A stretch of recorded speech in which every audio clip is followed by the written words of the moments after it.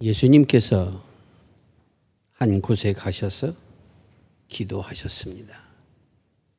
그 기도의 모습을 보고 마치시고 돌아오자 제자가 이렇게 묻습니다.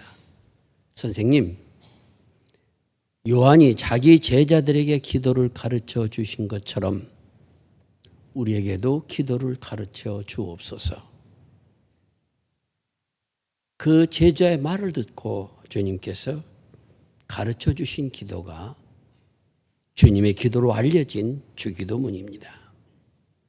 아버지의 이름을 거룩하게 하시고 아버지의 나라가 임하시고 우리에게 일용할 양식을 주시고 죄지은 사람을 용서한 것처럼 우리도 용서를 해주시고 시험에 들지 않게 해주기를 구하라. 누가복음엔 조금 마태복음에 나온 것보다는 조금 다릅니다. 좀 줄어져 있습니다. 여하튼 그렇게 기도하라라고 가르치신 다음에 또 말씀하신 것이 바로 이 말씀입니다. 그러므로 누가복음에서는 주님의 기도를 어떤 믿음의 자세로 드려야 될 것인가라고 하는 가르침이 우리가 읽었던 비유의 말씀 속에 담겨져 있습니다. 또 말씀하시기를 하나님 앞에 어떻게 드리는 것이 과연 하나님의 들으시고 응답하시게 드릴 수 있는 기도가 될 것이냐. 그리고 또한 그 기도의 내용은 무엇을 담아야 될 것인가 하는 말씀이 이 말씀 속에 담겨져 있습니다. 이렇게 비유로 말씀하시면 너희 중에 벗이 있는데 그 벗이 찾아와서 나에게 떡 세 덩이를 달라. 밤중에 찾아와서 그 떡 세 덩이를 달라라고 그렇게 구합니다. 그런데 정작 그렇게 구함을 받은 친구는 자신의 집에 떡이 없습니다. 여기 말하는 떡은 그냥 원문대로 빵입니다. 우리말로 하게 되면 호밀빵처럼 그저 커다란 그런 빵 끝을 말합니다. 그러자 이 친구가 자신의 친구가 자신을 찾아와서 빵을 달라고 하는데 그것이 할 수가 없으니까 이 친구가 내 친구 가운데 누가 또 빵을 가지고 있을까 생각해서 그 밤중에 일어나서 다른 친구를 찾아가는 겁니다. 그리고 본문에 나오는 친구는 그러므로 세 명의 친구라 할 수 있습니다. 사실 여러분 누군가 내게 찾아와서 빵을 달라고 할 때 오늘은 내가 다 먹고 없다 라고 이야기하면 그만입니다. 없다는데 뭘 더 달라고 할 것입니까? 그런데 그 밤중에 찾아온 친구의 삶을 보고 그의 여행 중에 찾아온 친구를 보고는 자기는 없지만은 그래도 누군가 있는 친구에 찾아가서 구해다가 이를 주겠다는 마음을 가졌다면은 오늘 이 친구는 그 관계가 얼마나 깊은 것인가 하는 것을 알 수가 있습니다. 그가 구하는 것은 떡 세 덩이입니다. 빵 세 덩이. 이 빵 세 덩이라는 것은 단순히 세 개라는 의미만이 아니라 자신이 먹을 수 있는 것보다 더 많은 것을 구했다는 의미가 강조되어 있습니다. 다시 말씀드리면 이 여행 중에 돌아온 이 친구는 밤중에 찾아와서 떡을 구할 만큼 어떻다는 겁니까? 배고프다는 겁니다. 시장하다는 겁니다. 한 개를 달라는 것이 아니라 세 개를 달라고 그렇게 이야기합니다. 그런데 이 친구가 자신의 집에 보니까 빵이 없어요. 주변 속에서 그 빵을 줄 수 있는 많은 사람 생각해 보니까 한 친구가 생각나서 그 친구에게 찾아가서 얘기를 하는 겁니다. 내 친구가 여행 중에 지금 내 방에 내 집에 찾아왔는데 내가 그에게 줄 빵이 없으니 내가 나에게 줬으면 좋겠다. 그 좀 빌려달라. 그렇게 말합니다. 이 빌려달라는 것은 뭐죠? 단순히 갖겠다고 하는 것이 아니라 그냥 그 빌려주면 내가 그것을 기억하겠다라고 하는 의미 정도의 그러한 정함입니다. 좀 줬으면 좋겠다. 그렇게 그 친구에게 이야기하고 있습니다. 근데 주님께 그 얘기를 하신다면 이렇게 말씀하십니다. 찾아가서 그 친구가 얘기하니까 말하기를 지금 우리 모든 가족들은 다 잠들었고 한밤중이는데 너에게 줄 수 없다. 그렇게 이야기한다는 겁니다. 어느 면에서 당연한 겁니다. 내가 그 친구에 빵을 주긴 줘야 되는데 자꾸 이야기하니까 주긴 줘야 되는데 다 일어나서 불을 켜고 문을 열고 그러다 보면 집안 식구 다 깨울 것인데 그렇게 하면서까지 내가 빵을 줄 필요가 뭐 있겠느냐 하는 생각이 든다는 겁니다. 모든 사람의 생각은 다 비슷합니다. 그런데 이 친구가 자기 자신이 먹을 것도 아니고 자신의 밤에 찾아온 친구를 위해서 거기서 이 친구가 안 된다고 하니까 그냥 돌아서서 가지 않고 계속적으로 그래 좀 달라고 그렇게 강청한다는 겁니다. 이 강청한다는 말이 가진 의미는 뻔뻔스럽게 이야기한다는 겁니다. 수치를 모른다는 겁니다. 부끄러움을 모른다는 겁니다. 그냥 그런 걸 생각하지 않고 무조건 달라라고 그렇게 이야기한다는 겁니다.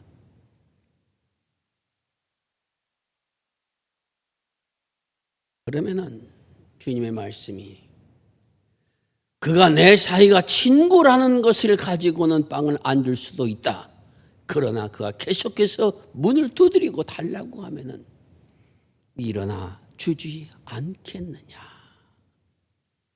이것이 주님께서 주신 첫 번째 가르침의 내용입니다.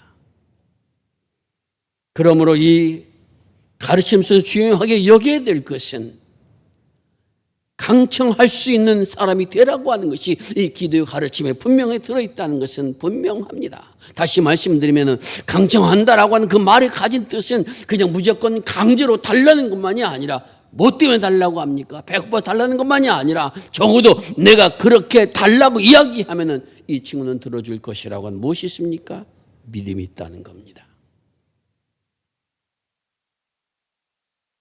아마 여러분들도 누구의 무엇을 빌리러 가본 적이 있을 것입니다. 그랬을 때 내 친구는 내가 가서 이야기하면 절대로 빌려주지 않을 거라고 생각하면 찾아가겠습니까? 아쉬운 소리도 들어줄 만한 사람한테 가서 하는 겁니다. 오늘 여기에 나오는 이 친구는 자신이 먹고자 하는 것이 아닙니다. 자신의 친구에게 먹을 것을 대접하는데 자기가 없으면은 그만인데 그 없는데도 불구하고 있는 사람한테 가서 그것을 달래다가 주려고 하는 마음을 가졌다는 겁니다.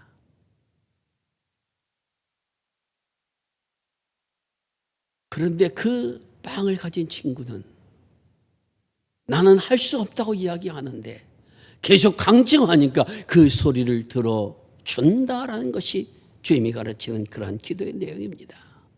오늘 우리 먼저 기억해야 될 것은 하나님 앞에 믿음으로 기도한다라고 하는 것의 의미는 반드시 주님은 나의 기도를 들으시고 내가 원하는 대로 응답하신다는 믿음이 있어야 기도가 가능하다는 사실을 기억하는 겁니다. 내가 기도하는 그분이 누구인가?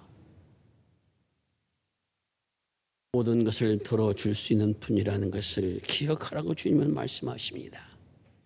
이 비유 다음에 이렇게 가르치십니다. 그러므로 너희는 구하라. 그리하면 얻을 것이요. 찾으라. 그러면 찾아질 것이요. 두드리라. 그러면 열릴 것이니라. 이것은 계속해서 강조해서 말씀하신 것이고 그 의미는 거의 대등소이하다라고 생각해도 무방합니다.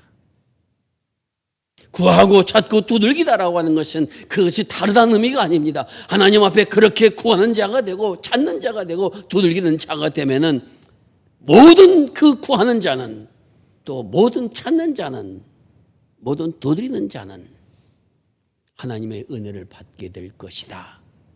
이것이 바로 주님이 주신 약속의 말씀입니다.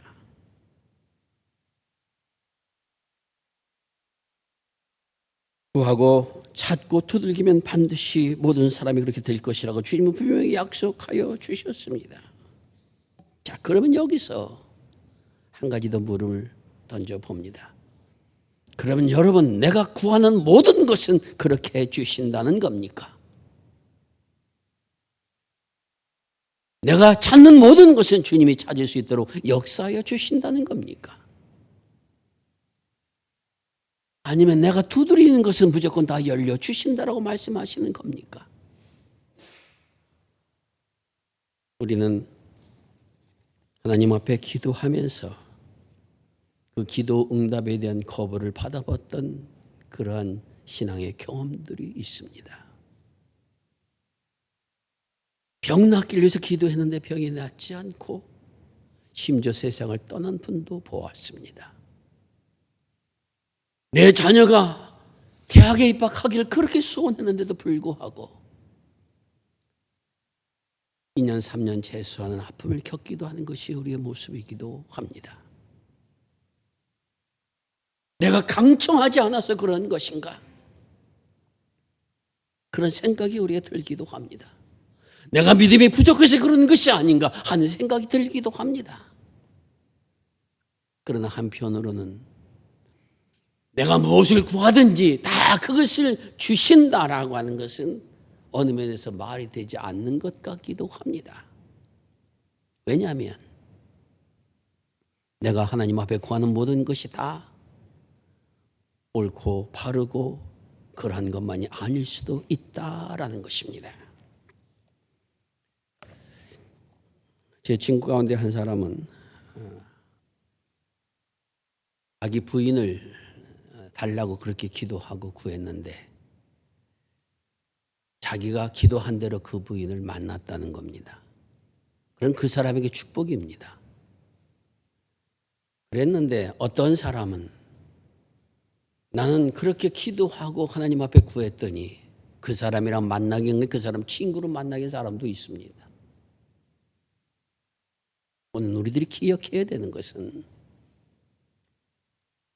하나님을 믿고 신뢰하며 기도한다는 것에 오늘 주님이 주신 가슴에 가장 중요하게 여기는 것은 내가 무엇을 구하는 자가 될 것인가를 먼저 기억하는 사람이 되어야 된다는 겁니다. 그 가르침을 먼저 기억하라는 겁니다. 다시 말씀드리면은 주기도문의 내용을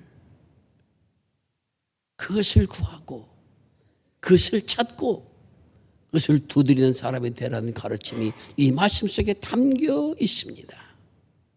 다시 말씀드리면은 하나님 앞에 나서 강청하여 그렇게 기도하는 사람, 하나님을 신뢰하며 기도한 사람이 그 마지막 그 기도가 가야 할 궁극적인 기도의 목적, 그 기도의 구함이 어디에 있어야 되는가? 하나님 나라에 있어야 된다는 겁니다. 하나님의 이름을 영화롭게 하셔야 된다는 겁니다. 날마다의 필요한 양식을 구하라는 것입니다. 내가 용서받은 사람인 것을 내가 고백하듯이 나 또한 용서한 사람이 되라는 겁니다. 세상 속에서 시험에 넘어가지 않는 사람이 되라는 가르침이 이 속에 담겨 있음을 우리가 기억해야 됩니다. 다시 말씀드리면은 사람들은 누구나 자신이 원하는 것이 있습니다.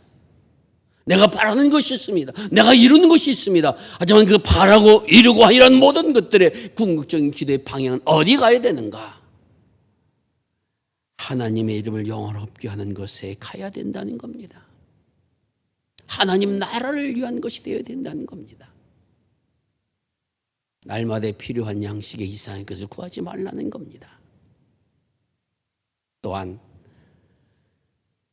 내가 다른 사람의 죄를 용서하는 것과 마찬가지로 용서하는 힘도 달라는 것이고 또한 내 용서받은 죄인이라는 사실도 알게 달라는 것이며 세상 속의 수많은 유혹 속에서도 내가 믿음의 사람으로 가야 할 길을 잃어버리지 않는 사람이 되라고 하는 가르침이 이 속에 담겨 있다는 것입니다. 왜 강청해야 되는가? 왜 믿어야 되는가?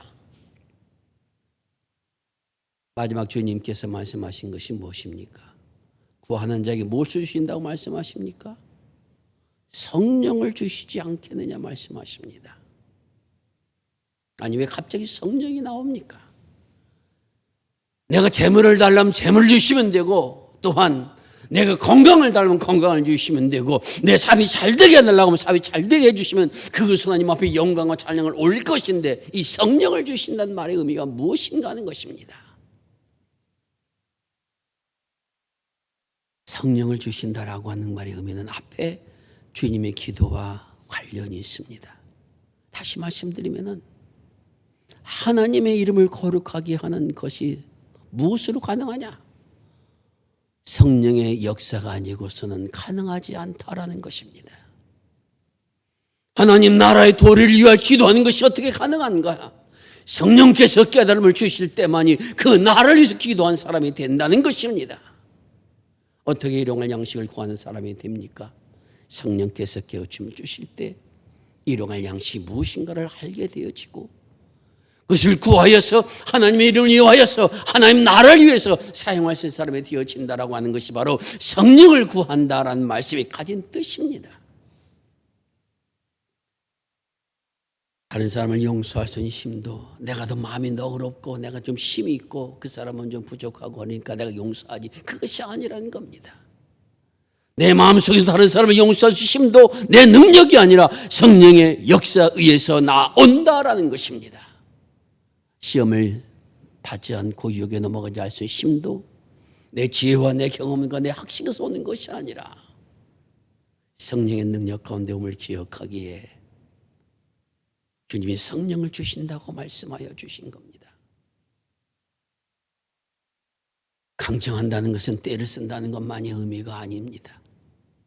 그 말씀을 가진 것은 성령께서 내게 이런 은혜를 허락하여 주셔서 그 나라를 위한 삶, 또한 하나님의 이름을 영화롭게 하는 삶, 날마다 필요한 것을 구하는 삶, 다른 사람을 용서하고 용서받는 삶, 시험에 넘어가지 않는 삶은 한순간에 이루어지는 것이 아니라 끊임없이 두들기고 끊임없이 구하며 끊임없이 찾아서 가야가는 것이 우리의 기도의 삶이라는 것입니다.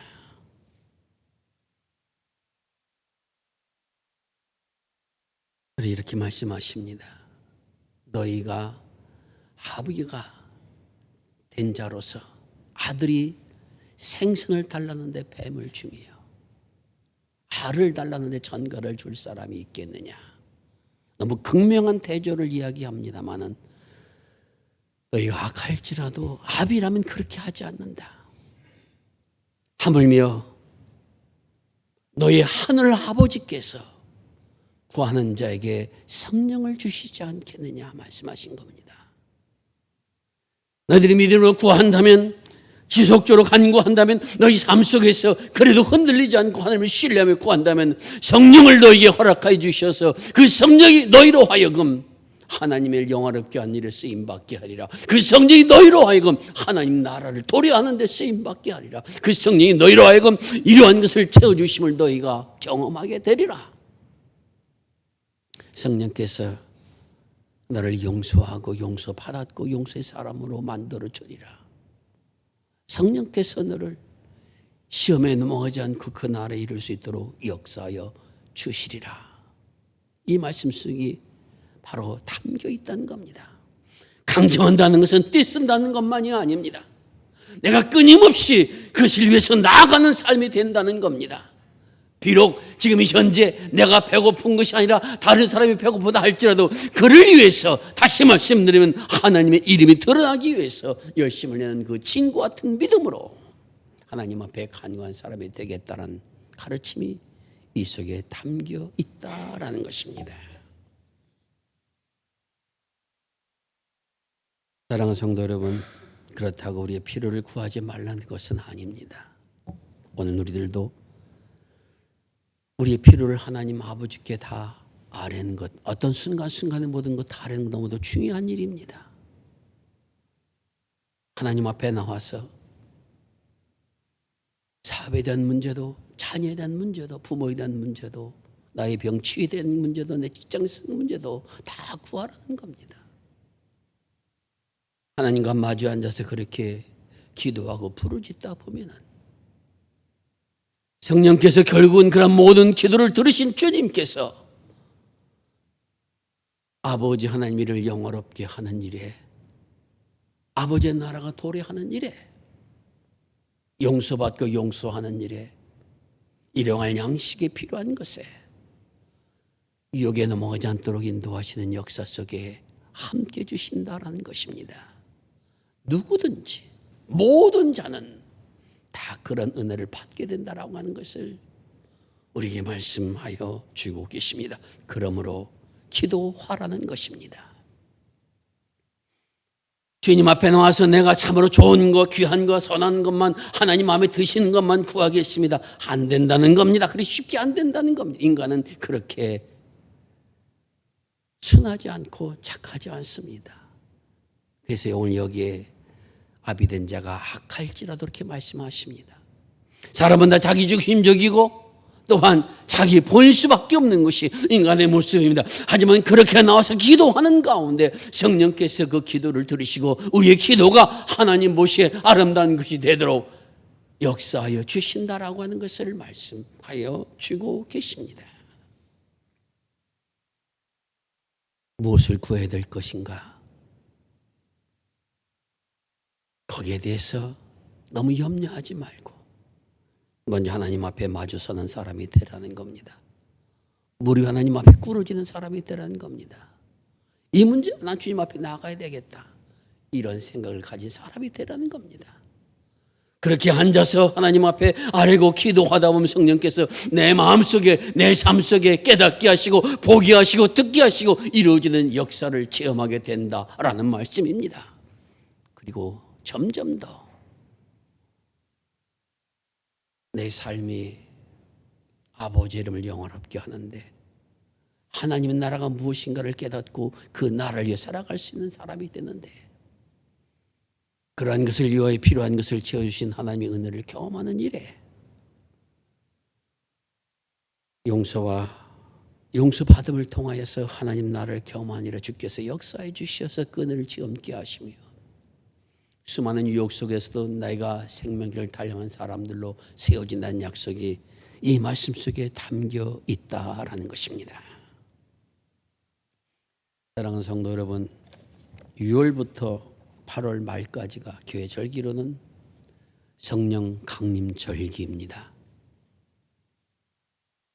이 성령 강림 절기, 주님이 주신 기도를 가지고 주님 앞에 무릎을 꿇기 위하여